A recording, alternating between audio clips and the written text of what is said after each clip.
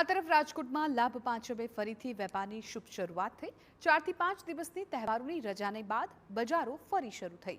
રવિવાર હોવા છતાં વેપારીઓએ મુહૂર્તને ધ્યાનમાં રાખી વેપાર શરૂ કર્યો। દિવાળીમાં વેપાર ઓછો થયો હોવાનો વેપારીઓનો દાવો। જીએસટી ઘટાડાનો લાભ આવનારા દિવસોમાં મળશે। લગ્નની સિઝન નજીક, વેપારીઓને સારા વેપારની આશા। દિવાળીના તહેવારો બાદ આજે શુભ લાભ પાંચમનો દિવસ છે ને આજના જ દિવસથી વેપારીઓ છે પોતાના વેપાર ધંધા છે તે શરૂ કરતા હોય છે ને રાજકોટની લાખાજી રાજ રોડ બજારમાં આપણે આવ્યા છીએ। સૌથી મોટી રાજકોટની અને સૌથી જૂની બજાર છે।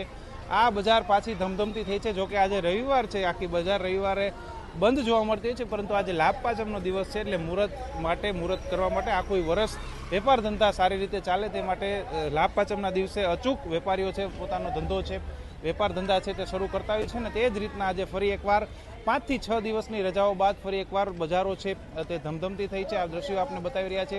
વેપાર ધંધાઓ પછી શરૂ થયા છે, લોકો છે તે ફરી એકવાર ખરીદીમાં નીકળ્યા છે। તહેવારનો માહોલ ધીમે ધીમે પૂરો થઈ રહ્યો છે।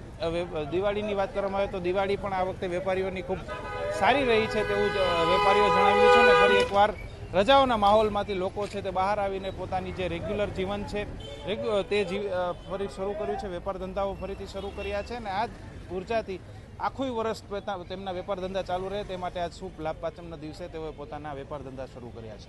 રોનક મજીઠિયા, TV9, રાજકોટ।